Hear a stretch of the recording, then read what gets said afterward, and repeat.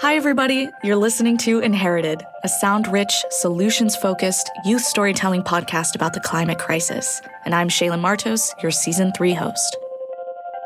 In Episode 8, Keerti Gopal shared the voices of 3 indigenous Dao people of Lanyu, Orchid Island. Her sound-rich story, Island of People, was a closer look into the climate resilience and cultural memory of the Dao, and how the effects of the climate crisis and industrialization of Lanyu is changing their land forever. Keerti and I were able to meet near the end of her story's production. She was about to track her final script, and I was deep into script writing for the season. Today, I have the honor of introducing our last behind-the-scenes storyteller interview on Keerti's experiences in multimedia journalism and building community in Taiwan. And just a heads up, the apartment next to Keerti's was under construction when we talked, so you might hear some hammering noise in the background of the interview. So my name is Keerti. I use she, her pronouns. I'm a journalist. I'm also a documentary filmmaker, a storyteller, and I got into this project through my Fulbright-National Geographic Storytelling Fellowship. So I was doing research and documenting some stories in Taiwan. Keerti, you've produced fantastic work in written, film, photo, and audio mediums. Can you tell me a little bit about your journey so far in news media? Sure. I think I'm pretty new to media, I guess, in general. I have done journalism throughout high school and college, and I graduated in 2021. The year in Taiwan was definitely the longest project I worked on by myself independently. And so that was a really big learning experience for a lot of different kinds of media. I was learning a lot about photo and filming and translation and writing and all of that. So Georgia told me that you were a Climate Initiative Cohort Fellow at the Solutions Journalism Network. It's an organization that works to educate news media makers on more equitable practices. And we at Inherited really hope to encourage more solutions journalism out there. So as someone who was a part of this cohort for SJN, what does solutions journalism truly mean to you?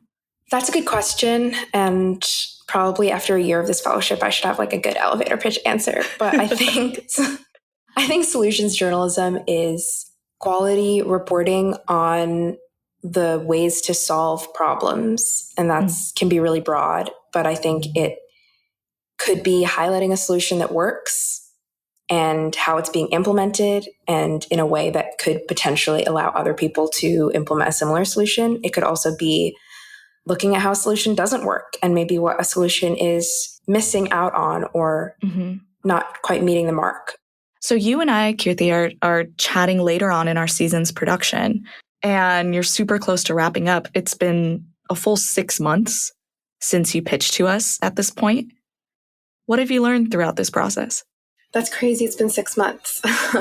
It's funny because it's basically a year since I was in Lanyu. Mm-hmm. It's weird to think that it's been a whole year, but it's been a cool process to get to go back through these interviews and through the audio. I never actually intended to make a podcast when I was there. I wasn't recording audio with the intention of making a podcast. I was planning on just doing writing. So it's just been interesting to kind of go back through the material with a different intention, and thinking about the audio as the product has been cool. I'm really glad that you brought that up, Keerti, because I wanted to chat more about this with you. The unique thing about your story as compared to our other storytellers was that you had already reported for a year before even pitching to us. And I love that you chose our show as an opportunity to get deeper into a particular aspect of your experiences in Lanyu with Shaylyn. Can you speak a bit on utilizing your reporting for different multimedia projects?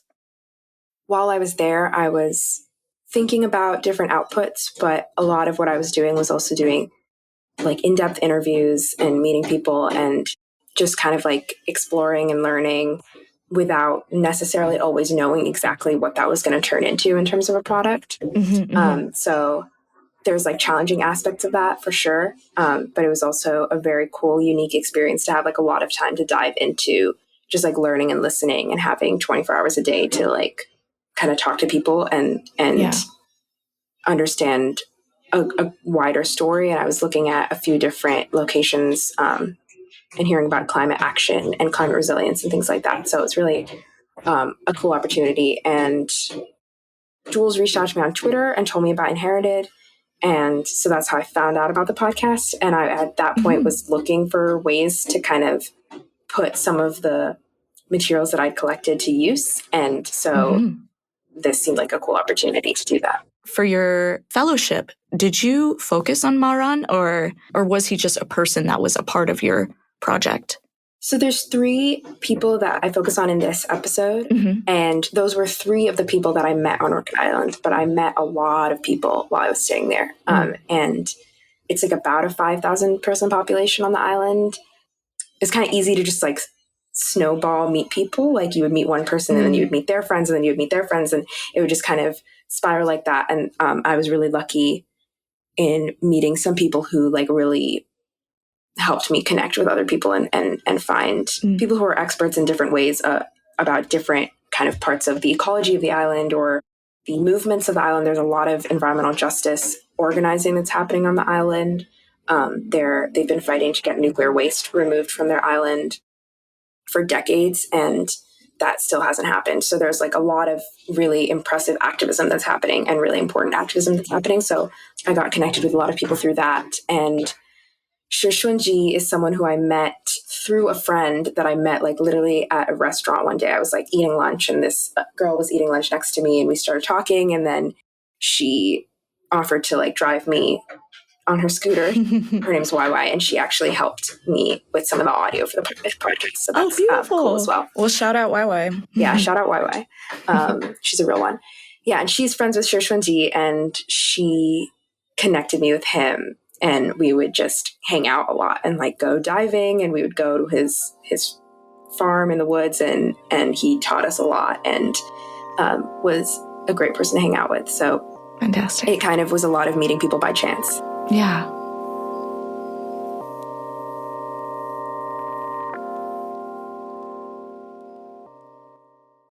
This episode is brought to you by Indeed.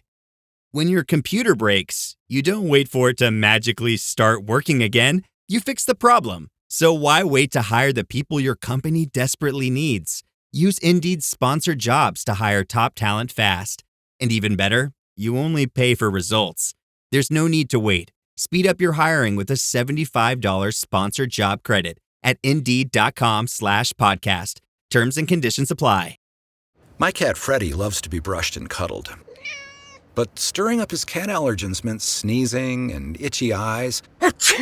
Then I found Purina One Live Clear. It's cat food that reduced the major allergen and my suffering in as little as 21 days. Now, we feel closer than ever. If you have issues with cat allergens, you really need to try Purina One Live Clear. Try new Purina One Live Clear today. Purina One, a difference from day one. Was this like the most personal piece that you've created out of this fellowship experience in Lanyu, in Orchid Island? I think a lot of the work that I ended up doing in Orchid Island did feel very personal because I had the luxury of time to really build connections with people as I was interviewing them. And Lanyu has a history of, I think, outside media sources kind of coming in and doing like extractive media or taking stories and maybe not taking the time to really understand like the context behind those stories. And so I was very kind of cognizant of my position as an outsider and was kind of nervous about doing like extractive media. Obviously I don't want to do that. That's bad practice, and we're always trying to avoid that. So I think it was essential to like build personal connections with people and like actually share like myself with them, as well as them taking all that time to share themselves with me. So it does feel like a personal piece, but it's also not really personal because it's not about me at all. And I think the 3 storytellers who are featured in this piece, like they had so much to say, and this is like scratching the surface of what they would tell you if they were just like talking to you. Yeah. But yeah, it's personal to them and they're my friends, so it's personal to me. I really do appreciate the time that you're taking and the way that you're explaining relationships with the people that you're interviewing and the storytellers that you have shared in this piece, do you have any other sort of tips and tricks and advice for other climate storytellers, maybe from a people-focused perspective or anything of that nature? Yeah, I think I'm not an expert on this by any means. And I think it really depends on the context that you're telling a story in and your goal with the story, and also, the method of the story that you're doing. And so this project that I was in Taiwan for, it was kind of like a documentary project in a lot of ways. So I was doing documentary film, and the interviews I was doing, the research, quote unquote research I was doing, was like kind of in that documentary spirit. So I think that gives you the freedom to be like a little bit more long form and just take time to listen to people. So I guess that's like one of my main pieces of advice would be, if you're telling a story about a place that you're unfamiliar with or you're new to, like, take the time to just listen to people, ask a lot of questions, and hang around a lot, and let people ask you questions too, because I think that's a super like valid thing for if you're coming to interview someone about their life, for them to also know who you are and why you care and what brings you to this story, into this space as well. And that's a little different from like the way you might be interviewing like a public official. Yeah, like a public official or like a person in a position of power. Like if you're, there's different ways to approach different kinds of interviews. But I think in like an interview where you're maybe asking someone for their life story and for like really personal information, I think like we should just lead with being human beings. I mean, great advice. No notes on that. Just be a person. Be a person. It usually can't go wrong, Just try to be a person. Yeah. Well, thank you so much, Keerti. That's the questions that I have for you. Do you have anything else that you'd like to share with me? I guess I would just say like this is one small story from Lanyu, and it's a few small snippets of 3 people who I met there. And there's so many stories from Lanyu and from Taiwan that I don't think we necessarily hear a lot, especially in the US where I am, but maybe in other countries as well. I think our news of Taiwan can often focus a lot on like cross-strait relations with China, or these big like geopolitical issues. And there's a lot more that's going on there. And there's a lot that's going on in Lanyu and a lot of stories to tell. So this is really scratching the surface. And I just hope to encourage people to learn more about like the history of Lanyu and of Taiwan and of Taiwan's indigenous people. Thank you so much, Keerti, for taking the time to talk with me, especially with everything going on. Like you're about to track today, you're finishing up the edits and everything. It's super exciting. And this is actually the last episode. This is the last thing that people will hear from Inherited this season. So thank you for being a part of this very last craft interview. Awesome. Thank you for having me.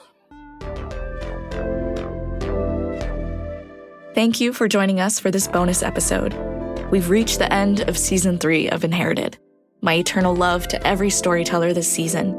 Kamara Aaron, Paloma Moreno Jimenez, Mo Isu, Emma Schulman, Reese Watmore, Radu Storkitsa, V Pham, and Keerti Gopal. Thank you to our illustrious producers, Jules Bradley and Georgia Wright, our audio engineer, James Riley, and our engineering fellow, Christian Romo. To everyone who touched the season, contributed in any way to our music, design, web posts, access to equipment and facilities, I am truly grateful.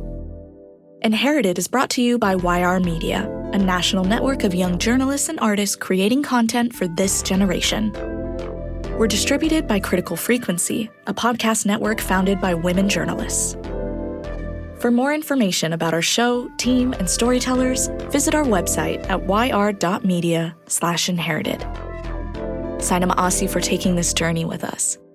May these stories carry across land and sea and uplift a new generation of climate storytellers. Thank you.